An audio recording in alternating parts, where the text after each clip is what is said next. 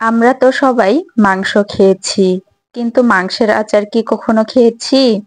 হ্যাঁ, ঠিকই শুনেছেন। আমি বলছি মাংসের আচার সম্পর্কে। আর সেটা হচ্ছে গরুর মাংসের আচার। গরুর মাংসের আচার খেতে অসম্ভব মজার হয়। গরম ভাত অথবা খিচুড়ির সাথে খেতে বেশ ভালো লাগে। হ্যালো এভরিওয়ান, আসসালামু আলাইকুম। Welcome to আরুসি Ammi kitchen. সবাই কেমন আছেন? আশা করি সবাই ভালো আছেন। আলহামদুলিল্লাহ, আল্লাহর রহমতে আমিও ভালো আছি। আমি আজকে গরুর মাংসের আচার বানাবো, তো সেজন্য আমি এখানে হাড় ছাড়া 500 গ্রাম গরুর মাংস নিয়েছি। মাংসের সাথে কয়েক টুকরো চর্বিও নিয়েছি আমি। আর মাংসগুলোকে ছোট ছোট টুকরো করে কেটে নিয়েছি।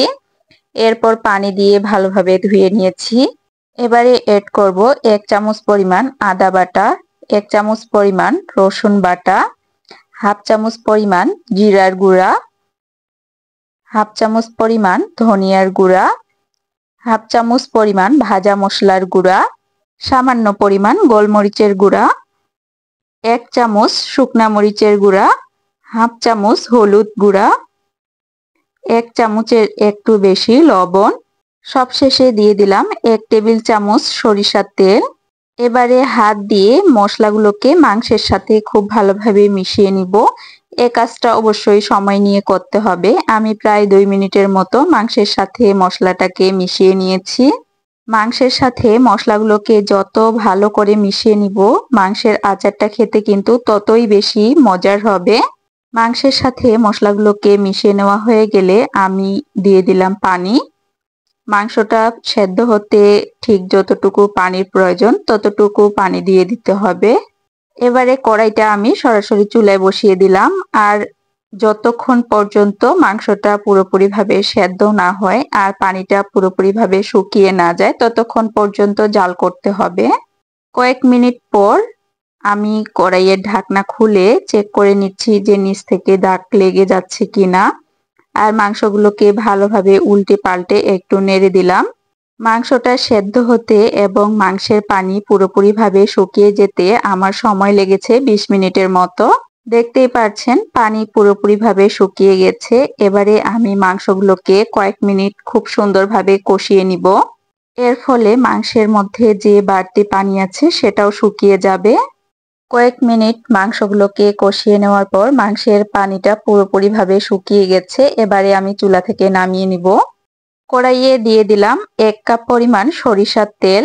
মাংসের আচার দীর্ঘদিন সংরক্ষণ করার জন্য অবশ্যই এখানে সরিষার তেল দিতে হবে। তেল কিছুটা গরম হয়ে আসলে আমি 2 থেকে 3টার মতো তেজপাতা দিয়ে দিলাম। দিয়ে দিলাম 4 থেকে 5টা শুকনা মরিচ, 3 টুকরা দারুচিনি, 2টা বড় এলাচ, 3 থেকে 4টা ছোট এলাচ, 3 থেকে 4টার মতো লং দিয়ে দিলাম। 1/4 কাপ পরিমাণ রসুনের কোয়া দিয়ে দিলাম। এবারে এই সবগুলো মশলা আমি 1 মিনিটের মতো ভেজে নিব।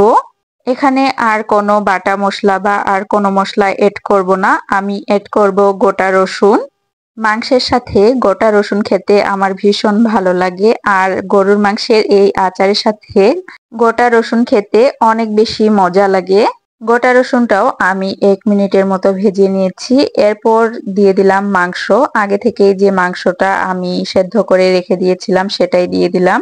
চুলার আঁচ মিডিয়ামে রেখে জাল করে নিতে হবে আর অনবরত নাড়তে থাকতে হবে, না হলে নিচ থেকে দাগ লেগে যাওয়ার সম্ভাবনা আছে। কিছুক্ষণ জাল করে নেওয়ার পর আমি এড করলাম 1 চামচ পাঁচফোড়নের গুঁড়া। এবারে আবারও বেশ কিছুক্ষণ আমি জাল করে নিব আর অনবরত নাড়তে থাকবো।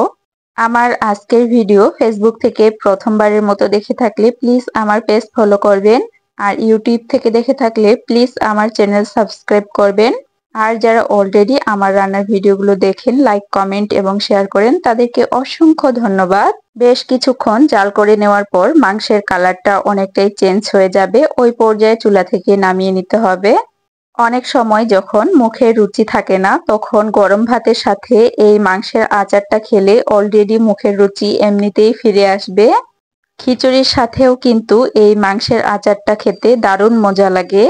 আর মাংসের টুকরোগুলোও কিন্তু এই যে দেখেন পুরোপুরিভাবে সেদ্ধ হয়ে গেছে আর ভেতরটাও কত সুন্দর দেখাচ্ছে। আর মাংসের কালারটাও কিন্তু দারুণ এসেছে। এই মাংসের আচার কাচের বয়ামে ভরে নরমাল ফ্রিজে 1 বছরের মতো সংরক্ষণ করা যাবে। মাঝে 2-1 বার ফ্রিজ থেকে বের করে আবার গরম করে সেম প্রসেসে বয়ামে ভরে নরমাল ফ্রিজে রেখে দিতে হবে। আজকের মাংসের আচারের রেসিপি আপনাদের কাছে কেমন লাগলো তা অবশ্যই কমেন্ট করে জানাবেন।